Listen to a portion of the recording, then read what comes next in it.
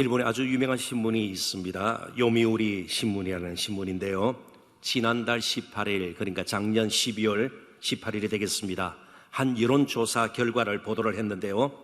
미국의 도널드 트럼프 대통령이 다시 대통령으로 선출되는 것에 대해서 일본 국민들이 어떤 생각을 하고 있는지를 물은 여론조사였습니다. 다른 나라 대통령이 다시 재선에 성공할 것인가, 그걸 물은 것이에요. 그랬더니 응답자, 그러니까 표본조사니까요. 전체적으로 이렇게 생각해도 좋을 것입니다. 일본 국민의 76%가 트럼프가 미국 대통령이 되는 것을 원하지 않았습니다. 다른 나라 대통령인데 말이죠.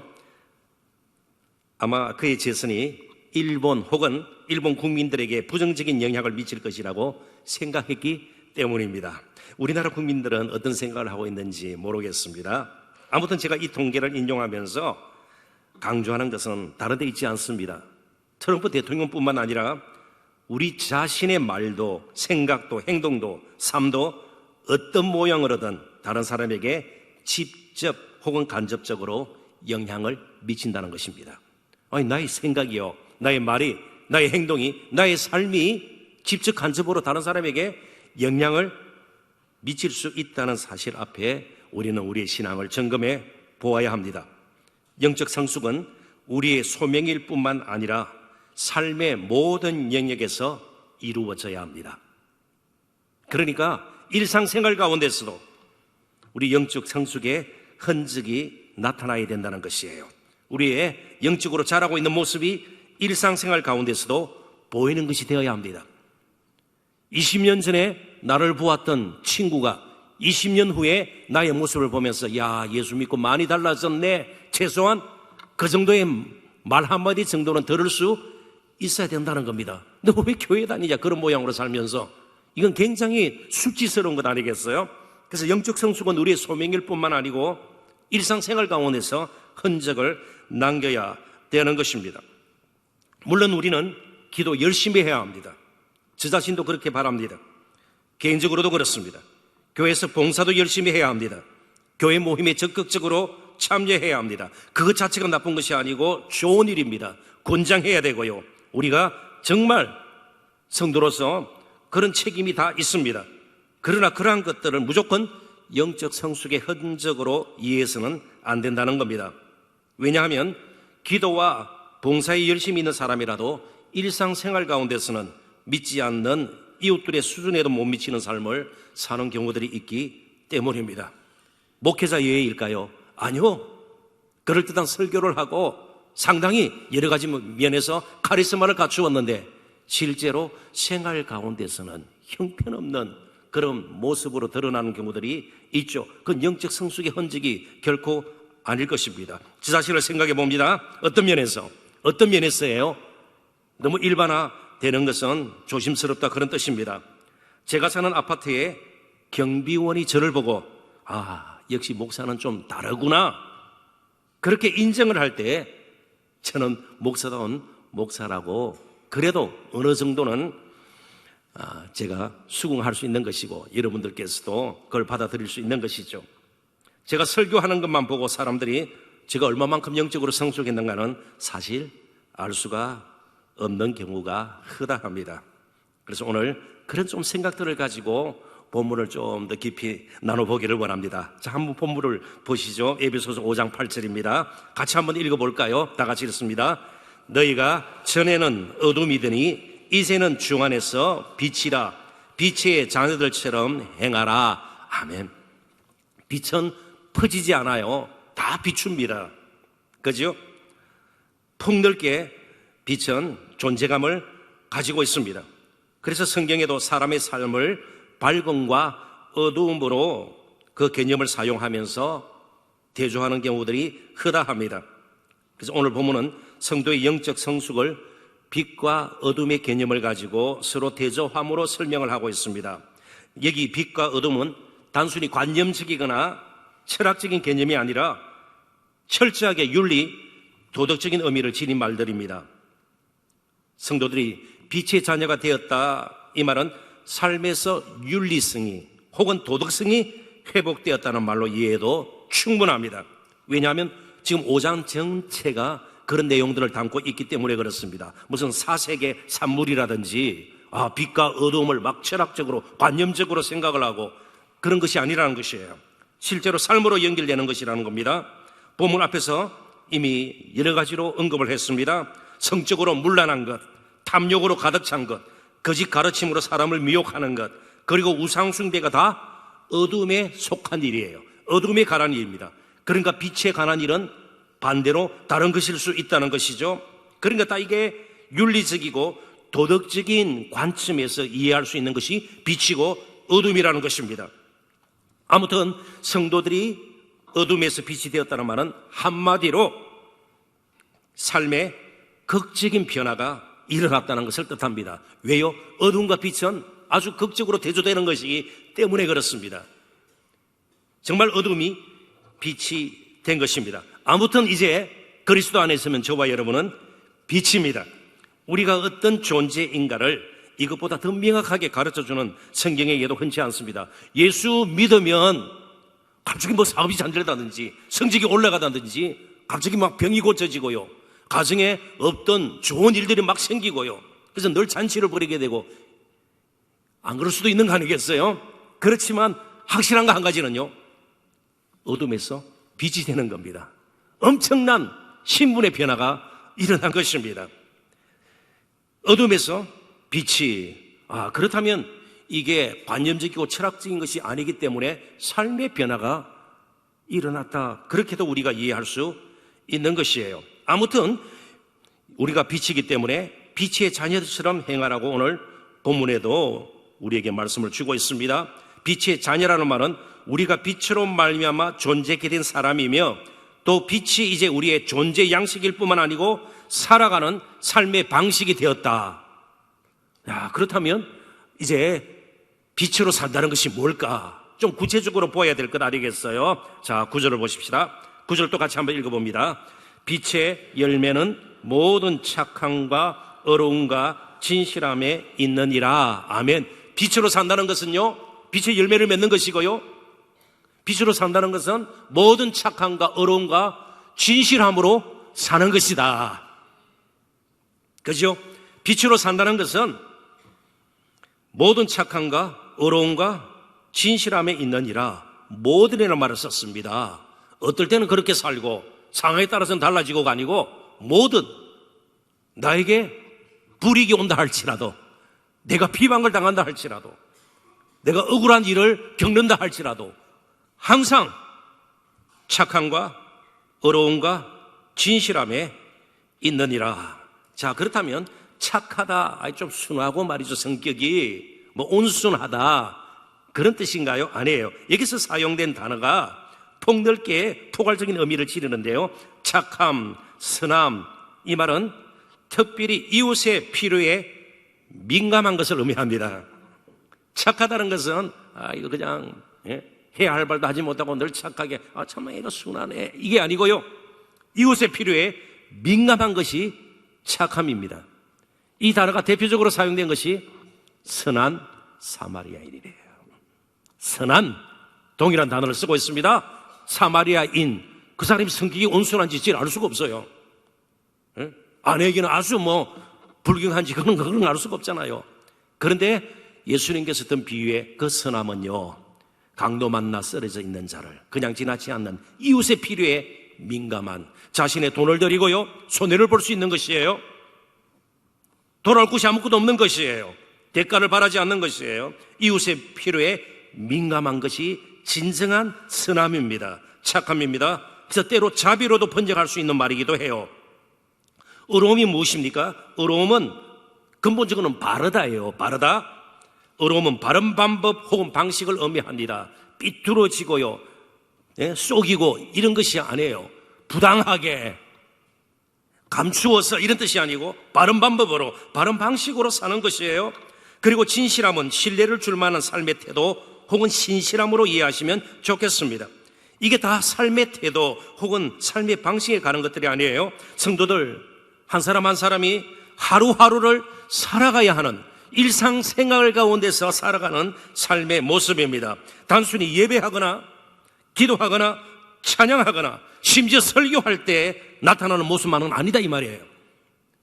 사람과 거래할 때에, 부부관계에서, 아이를 키울 때에, 사업할 때에, 직장생활에서. 그래서 오늘 본문 5장 22절부터 계속 이어지는 말씀이 무엇입니까?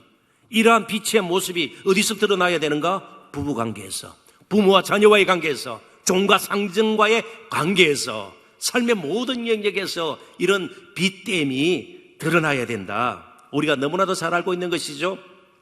결혼식, 예식 때, 예배 때 부부 그리스도가 교회를 사랑한 것처럼 우리 많이 들었습니다. 이 가정생활에서, 직장생활에서, 사회생활에서 이런 빛됨이 계속 드러나야 된다, 그런 뜻입니다. 우리 하루하루를 사는 이 모습, 성품 혹은 신앙 인격, 또 삶의 태도와 방식은 우리가 교회에서 하는 봉사의 문제와는 별개인 것을 우리는 기억할 필요가 있습니다.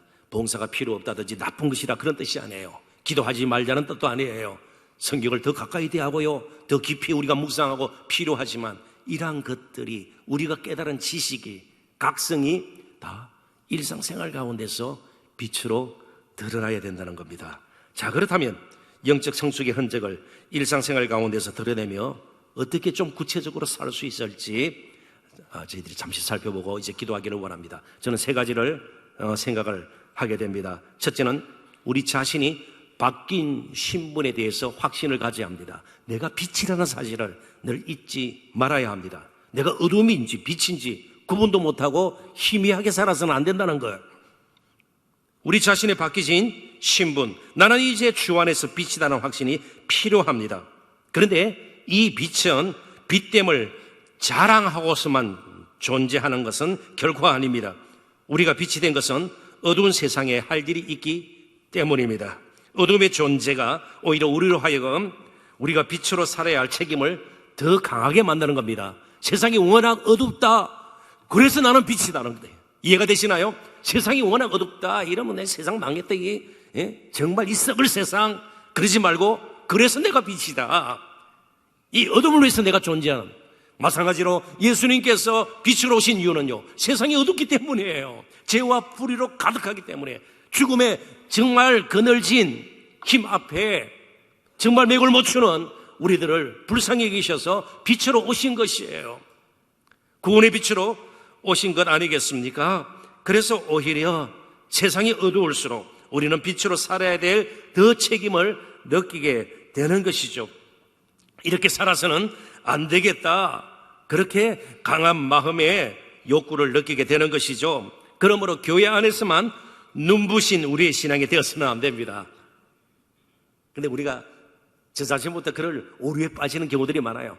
교회에서만 눈부신 빛나는 그런 신앙의 소유자가 되어서는 안 된다는 겁니다. 혹은 누가 더 강한 빛을 바라는지 교회 안에서만 우리끼리 경쟁할 문제도 아니라는 것입니다. 어두운 가운데로 가서 어둠을 밝게 만들 빛이 되어야 한다는 것이죠. 성경의 한 예를 들면 충분히 이 부분을 더 쉽게 이해하리라 생각이 됩니다. 한 번은 예수님께서 베드로와 야고보와 또 그 형제 요한을 데리시고 따로 높은 산에 올라가셨습니다. 그리고 그들 앞에서 예수님의 모습이 갑자기 변한 것이에요. 너무 영광스러운 모습으로 변한 것입니다. 얼굴은 해같이 빛이 나고요, 옷도 빛과 같이 막 휘어졌습니다. 휘황찬란한 것입니다. 너무나도 충격적이고요, 감동, 말할 수 없는, 한 번도 경험한 적이 없는 놀라운 일이 지금 일어난 것입니다. 그런 가운데서 모세와 엘리야까지 등장을 한 것이에요. 여러분 잘 아시는 변화산상에서 놀라운 일이 일어난 것입니다. 베드로가 너무나도 감격한 나머지 예수님께 이렇게 말합니다. 주여, 우리가 여기 있는 것이 좋사오니 만일 주께서 원하시면 내가 여기서 초막셋을 짓되 하나는 주님을 위하여, 하나는 모세를 위하여, 하나는 엘리야를 위하여 하리이다. 여기가 좋사오니 얼마나 영광이 넘치고요, 빛이 가득한 곳, 세상에서는 경험하지 못했던 마음의 감동, 감격이 있는 그곳에 정말 있고 싶다는 거예요. 그런데 예수님은 그들과 함께 계속 산 위에 머무는 것을 원치 않았습니다. 그들이 있어야 할 곳은 빛 가득한 영광의 빛으로 가득 찬 산 위가 아니라 어두운 산 아래였습니다. 세상이었습니다. 내려가니까 귀신 들린 아이가 뒹굴고 있었습니다. 그러니까 산 위가 아니고 산 아래로 예수님은 갈 것을 말씀하셨습니다. 예수님은 문제로 가득 찬 삶의 현장 가운데로 자신과 제자들이 가기를 원하셨습니다. 그것이 성육신의 정신이기도 합니다. 우리는 성육신화된 삶을 살아야 되는 겁니다. 우리가 가지고 있는 성경적인 지식, 기도의 깊이, 그리고 정말 뜨거운 봉사의 열정들이 산 아래 어두운 세상에서 펼쳐져야 되는 거예요. 성육신의 정신을 가지고 우리는 살아야 되는 것입니다. 우리끼리의 영성을 그래서 우리는 경계해야 될 것입니다. 나 홀로 빛이 아닙니다. 어두운 가운데서의 빛이 되어야 합니다. 어두운 세상 가운데 그래도 나는 빛이다, 이 생각이 날마다 우리 가운데 깊이 새겨질 수 있기를 주님의 이름으로 축원합니다. 두 번째는 어둠과의 싸움에서 값을 치를 각오를 해야 합니다. 어둠이 호락호락하지 않습니다. 예수님이 빛으로 오셨다고 다 반기지 않았습니다. 다 그를 맞이하지 않았습니다. 배척했고요, 거절했습니다. 오히려 빛의 비침을 막으려고 온갖 방법을 다 동원할 것입니다. 숱한 반대에 부딪히게 될 것입니다. 풀이함이 이렇습니다. 이제 잘 들어보십시오. 세상이 우리로 하여금 그리스도인답게 살도록 보고만 있지는 않을 것입니다. 우리의 빛이 바래도록, 빛이 자꾸 바래지도록, 선명한 빛을 발하지 못하도록 유혹과 시험을 통해서 계속 우리를 공격할 것입니다. 어둠의 일에 교묘하게 끌어들이려고 할 것입니다. 11절도 같이 한번 읽어볼까요? 다 같이 읽습니다. 너희는 열매 없는 어둠의 일에 참여하지 말고 도리어 책망하라. 자, 그렇다면 우리에게도 어떤 위험이 있습니까? 어둠의 일에 참여할 수 있어요. 고린도 교회 성도들이 어둠의 일에 참여하고 말았습니다. 그들은 신령한 사람들이었습니다. 온갖 종류의 은사를 받은 사람들이었습니다. 그렇지만 영적으로 성숙하지 못했기 때문에 오히려 어둠의 일을 책망하기보다는요, 서로 용납하면서 어둠의 일에 동참하면서 누룩이 퍼지는 것을 막지를 못했습니다. 그래서 사도 바울이 누룩이 더 이상 퍼지지 않도록 경계하라고 계속해서 고린도 교회 성도들을 경계하는 것을 볼 수가 있었습니다. 책망할 필요가 있습니다. 책망하는 것을 즐기고 박수 쳐줄 사람들이 있을까요? 어둠의 일을 책망할 때에 너무 잘하신다고, 어둠이 너무 그죠? 사랑한다고 고백을 하고 그럴까요? 그러지 않아요. 빛은 크게 두 가지의 속성이 있습니다. 여러분 잘 아시는 것이에요. 빛의 두 가지 속성. 첫 번째가 뭘까요? 비추는 것 혹은 드러내는 겁니다. 영어로는 exposing, expose, 드러내다. 뭔가 아무것도 없는 줄 알았는데 빛이 비치니까 있는 거예요. 실감이 나지 않는다면, 요즘은 그런 가치 하는데요, 제가 미국 들어가기 전에 한국에서 살 때 어느 방에 들어가서 불을 딱 펴면요, 후다닥 하면서 뭐 책상 밑으로 숨는 게 있어요. 시커먼 게 말이죠. 아주 살찐 게 얼마나 빠른지 몰라요. 뭘까요? 쥐 아니에요. 쥐가 있는 데까지는 제가 살지 않았어요. 바퀴벌레예요. 바퀴벌레 큼큼한 데 있다가 불이 켜지면요, 얼마나 빠르죠. 제가 언젠가도 말씀드렸죠. 제가 청소년 시절 별명이 바퀴벌레였어요. 왜 그런지 이유를 모르세요? 바퀴벌레는요, 때와 장소를 가리지 않아요. 어디에나 다 있어요. 바퀴벌레는요, 어디에나 다 있어요.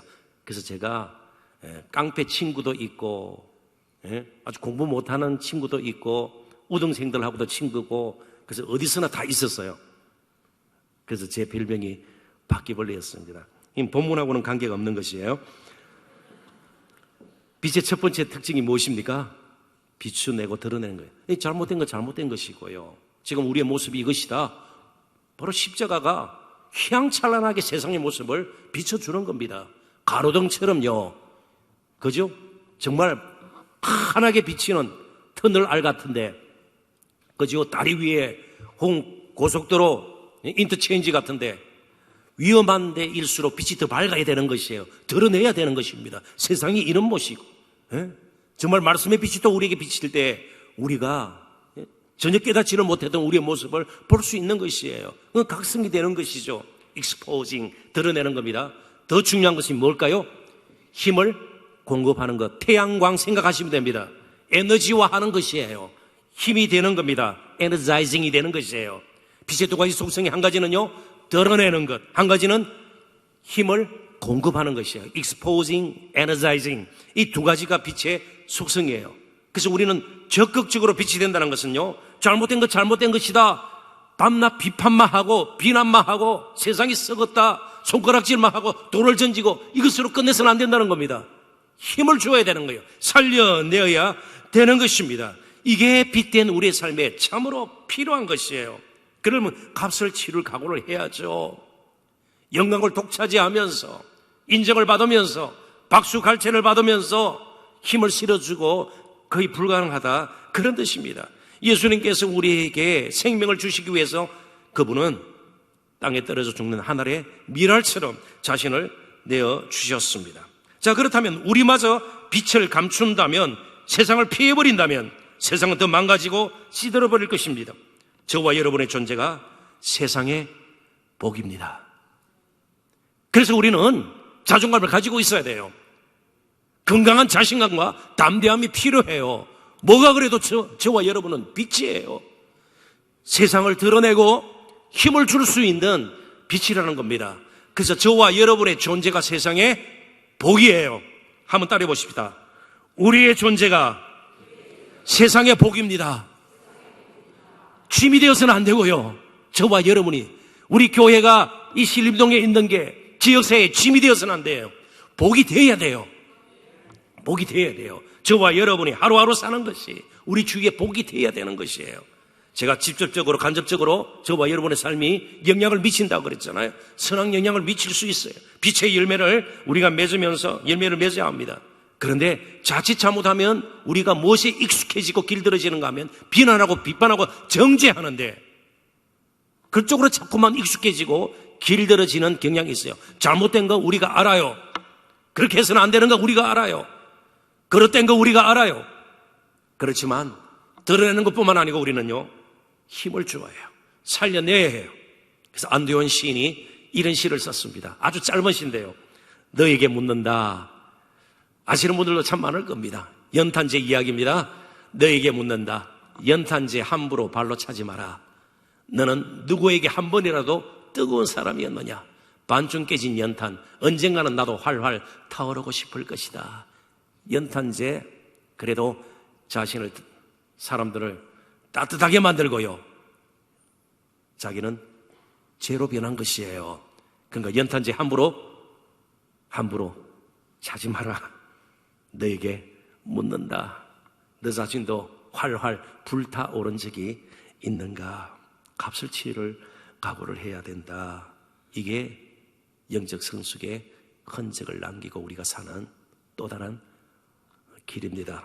마지막으로, 그렇지만 아무리 우리가 예를 쓰고 발버둥을 쳐도 우리는 스스로 빛을 발하는 발광체는 아닙니다.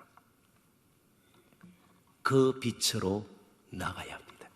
그 빛, 한 분밖에 없는 유일한 그 빛, 온전한 빛, 영원토록 바라지 않는, 죄에게 한 번도 진 적이 없는, 마귀에게 한 번도 패한 적이 없는 그 빛으로 나가야 해요.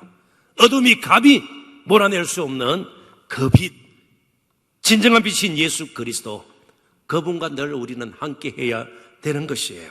지속적으로 그 빛 앞에서 우리 자신을 돌아보고 우리 자신의 성숙을 위해서 필요한 은혜를 구해야 합니다.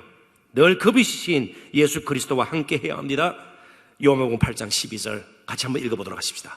예수께서 또 말씀하여 이르시되 나는 세상의 빛이니 나를 따르는 자는 어둠에 다니지 아니하고 생명의 빛을 얻으리라. 아멘. 우리 자신이 먼저 그 빛을 따르는데 익숙해져야 합니다.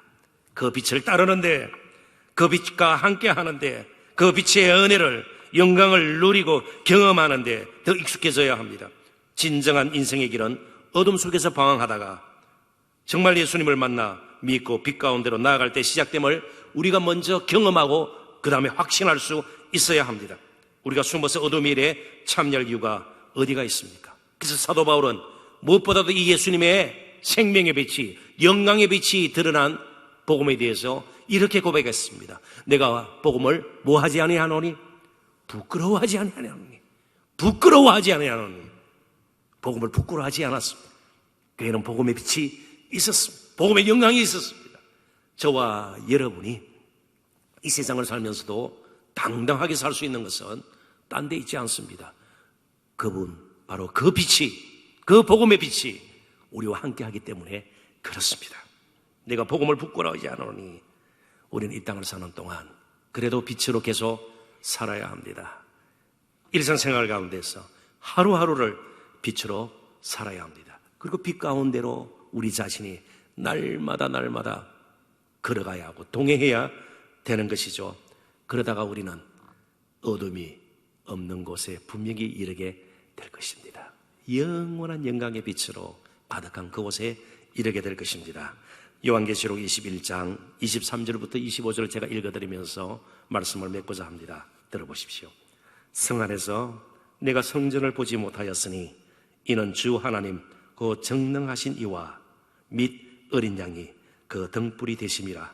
만국이 그 빛 가운데로 다니고 땅의 왕들이 자기 영광을 가지고 그리로 들어가리라. 낮에는 성문을 도무지 닫지 아니하리니 거기에는 밤이 없으리라. 어둠의 유혹도 없고 또 사람 사이의 관계를 끊어놓고 상실감을 안기고 때로는 수치스럽게 우리를 망가지게 만드는 그 어둠의 세력이 없는 그곳으로 저희들은 가게 될 것입니다. 그때까지 우리는 기어코 빛으로 살아야 합니다. 저와 여러분이 빛이고요, 빛이기 때문에 복음의 빛이, 복음의 영광의 능력이 또 우리의 참으로 하나님께 주신 선물이기에 우리는 우리 자신의 존재가 세상의 복임을 늘 잊지 않고 정말 진정한 예수님 안에서 자존감을 가지고 자신감을 가지고 또 담대함을 가지고 하루하루 살아내시는 저와 여러분 되시기를 주님의 이름으로 축원합니다. 기도하십시다. 하나님 아버지 은혜